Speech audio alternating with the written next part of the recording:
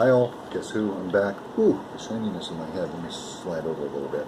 I'm going to continue a little bit with part 2 today of painting my BF109G belly.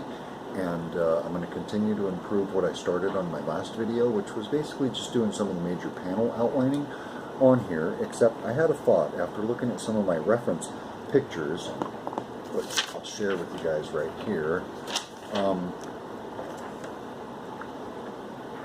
As you can see, the area I'm working on is the bottom of the wings right here. And what I'm trying to do is create some transitional effects between what I'm perceiving as the light blue-gray base color that I've laid down on the entire aircraft, augmented with a little bit of the light blue, which honestly, after looking at my work last night, even though I did accomplish what I wanted to do, which was set out defining those lines that I wanted to settle some of those shadows into, I've decided to add just a touch, and I know this looks very, very dark.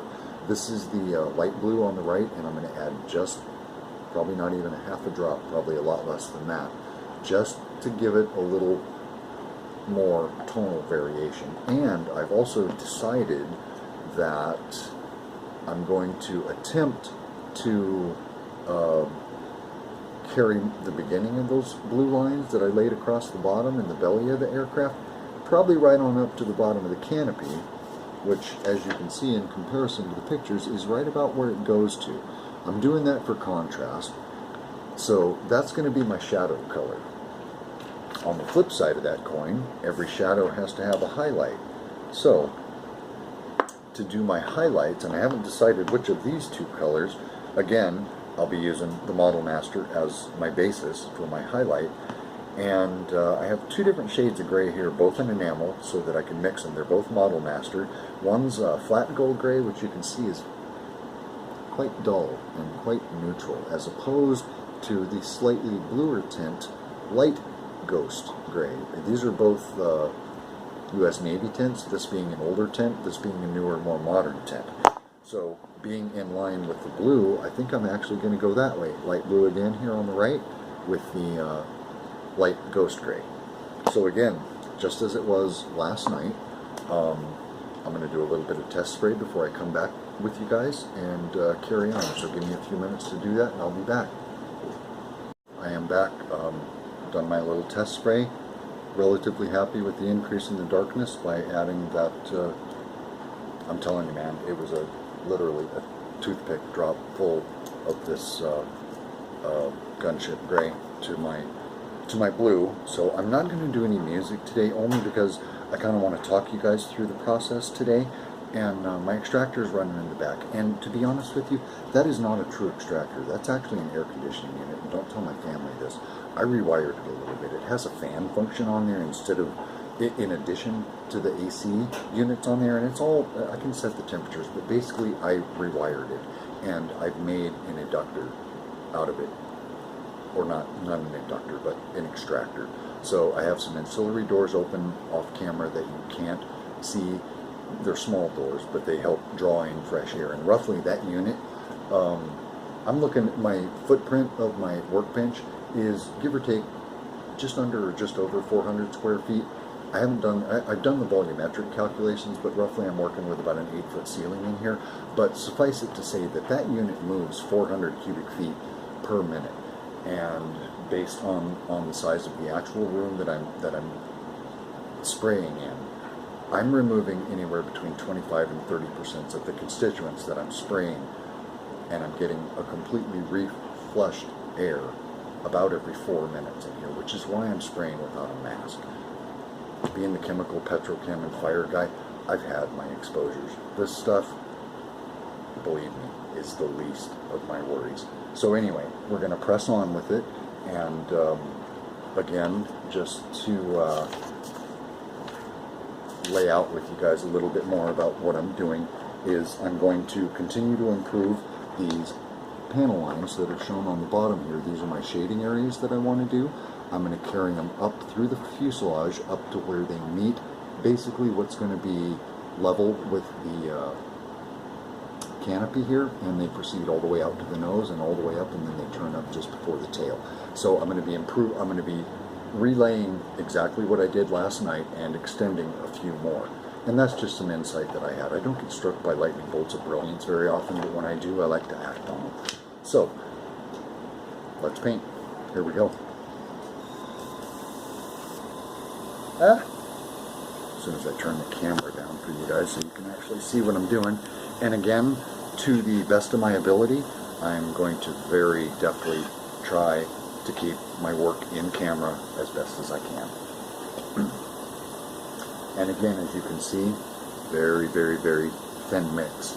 So, if you can see down here where I'm spraying, this is the original light blue that I sprayed last night. This is the darker test patterns that I just mixed. It's very thin. I'm going to have to do multiple coats. And you know what? I don't care. I'm cool with that. It's already spraying great, so I'm going to get going with it.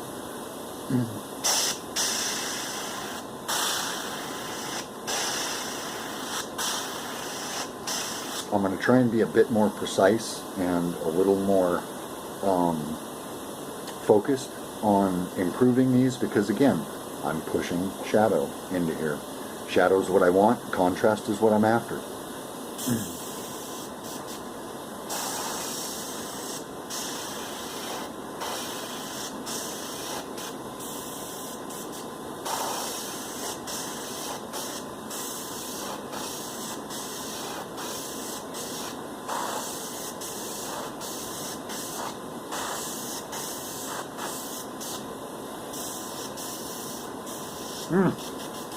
Come on, baby.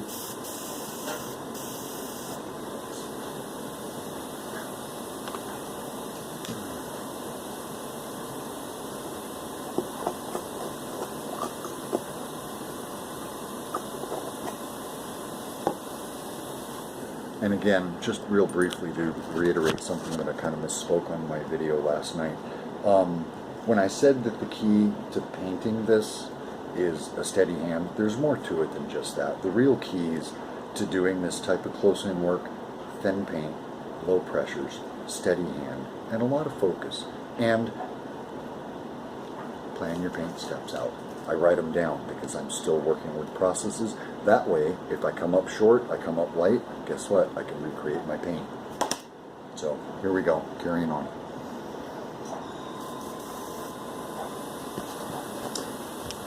I think I'm going to bump my pressure just a touch.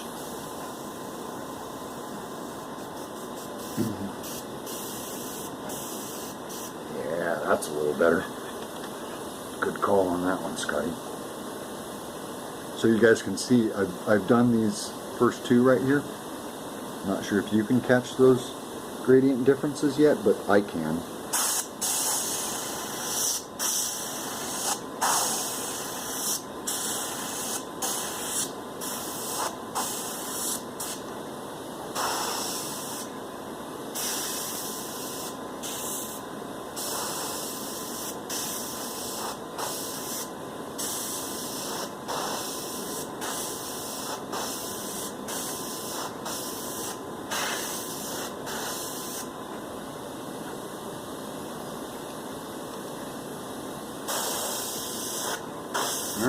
Easy, easy.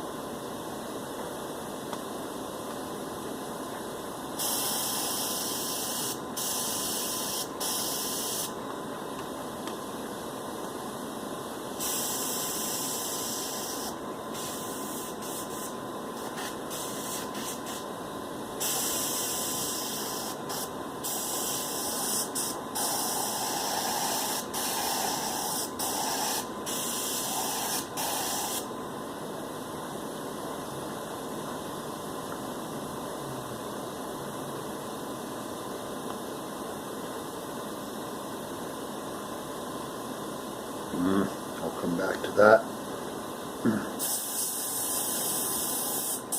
Sorry, I lost my place for a second. Sometimes I have to stop, reassess, get the aircraft twisted around to where I actually want to paint and can apply it easily. Trying to keep it in camera for you folks.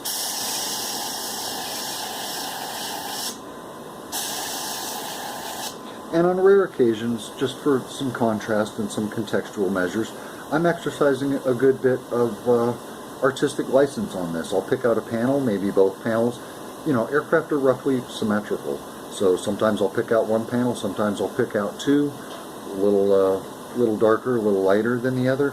It all works. Remember, these are war aircraft. They never expected these things to sit in a museum. They expected them to be destroyed in defense of their countries. And many were. They're not perfect. Neither is scale modeling.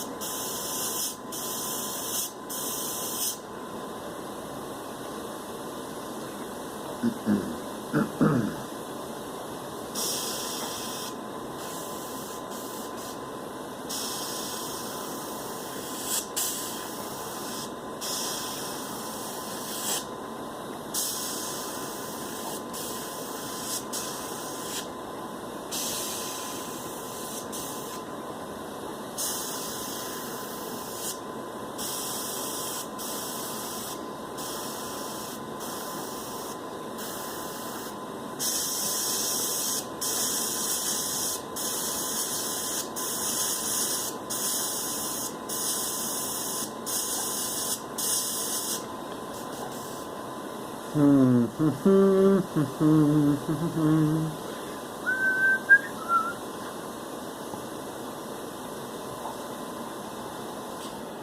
at that. I'm holding my aircraft with 2 fingers just because I got lucky. It started to bobble out of my hand. Luckily I was able to catch it. That's a risk you sometimes take with your models. The other trick that I didn't mention to you guys about this is, in addition to all 3 of those other factors about painting this small, painting this close, the real key to this is knowing your airbrush, knowing how it sprays, know it when it releases paint, knowing how to preset your needle. If you have adjustable needles, you can do that. If you like paint at the beginning of the outset at your flow, you can do that. Generally, in most airbrushes, there's a sweet spot. Even if it's not adjustable, by simple placement of your needle, either deep-seated in your tip or not quite deep, so deep-seated that when you give it air, and this is a dual-action airbrush like most of us paint with, but when you do that, you get full air. You go full down, you get air. You pull back. The difference is that if you deeply seat your needle, as soon as you pull your trigger back, boom, you got paint.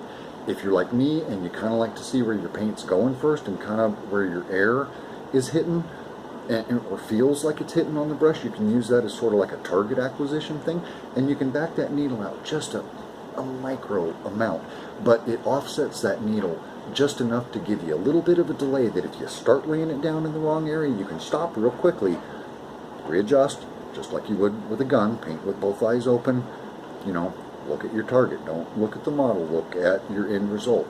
It's an eye on the prize type of thing. Keep your eye on that brass ring. So, I'm hoping, can you guys start to see some of those gradients that are coming out there? You can see them specifically here on the ribs. You can see how that darker color is starting to settle.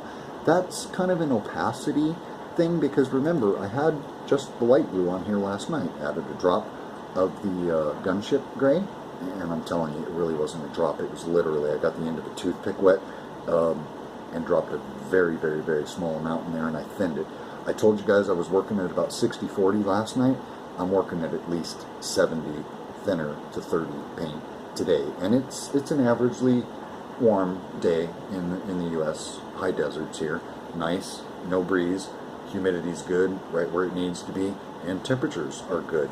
And if you think, again, if you think those factors don't play a role in your painting, I'd ask you to start writing them down for yourselves, because I think that many of you will find out that those barometric pressure and temperature differences play a very distinctive role in paint, specifically in the types of paint you use. Acrylics dry like that, enamels take longer, lacquers, because of the highly evaporative content of lacquer thinner, tend to dry quicker. So you don't have quite as much time to work with them, but as you work your way up in the scale of that, and here's a fine example of it, if you guys have never run this test, this is just a bullshit cipher bottle that I keep for flushing my airbrush. This is hardware thinner. This is cheap paint thinner, or methylated spirits, or white spirits, as my UK friends and EU friends like to refer to it as. This is a slightly higher grade. It's the same thing. It's paint thinner, methylated spirit, white spirit, but it's a higher blend. If you don't believe me, get a drop of bullshit hardware thinner on your finger, get a higher grade on your other finger, and rub them together and tell me you can't feel the grit difference. You can. It is definitive, and the higher grade thinner you use, generally, provided you're doing your due diligence as a modeler, you're going to find they spray smoother, you get better control out of them, and I'm still very much in the utility phase of applying this, so I'm not looking at my finished product yet, but I'm going to press on with my painting, and I'm going to try, Jesus Scott, I'm going to try and carry those rib spars up to the area here equivalent with the bottom of the canopy, because that's the effect that I'm after. I'm also going to try and improve these are a little bit tougher around the cowl and the nose area, because the panel lines that come up from the end of the nose cowling here are good, but there are offset displacements in between the exhaust banks here, so it's going to look a little different. It's going to look like I missed, but they're actually in line with the panels. So here I go again. Thanks for hanging with me, guys.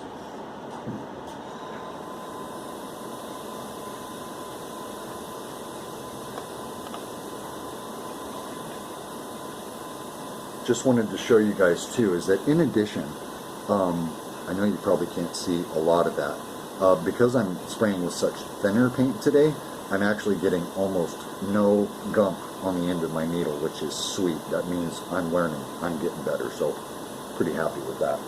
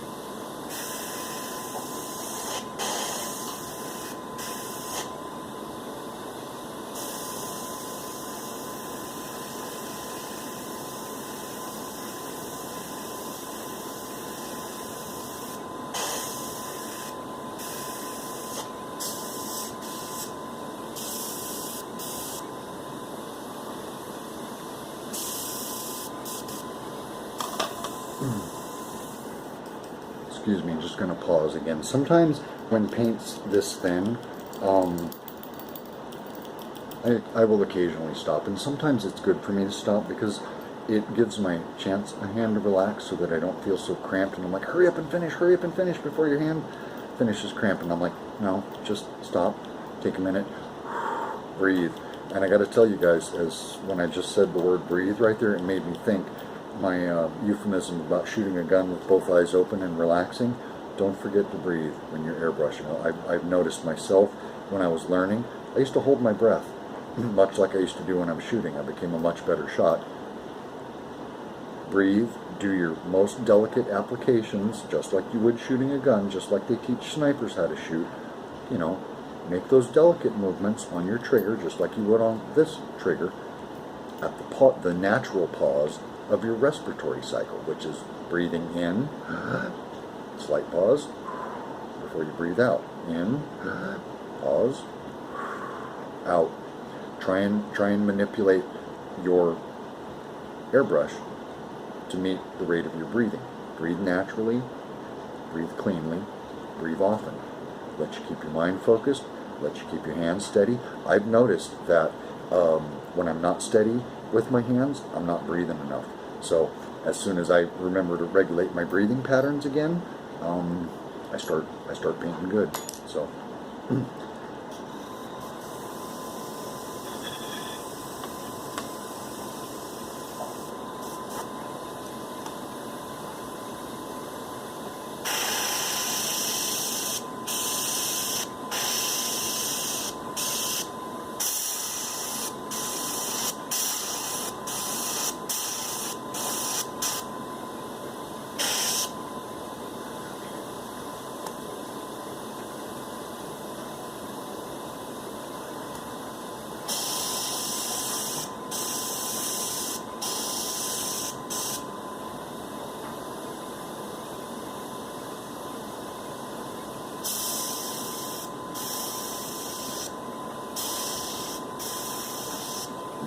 that's a tough area right there. It may not look tough to you guys, but trust me, it's a little tough.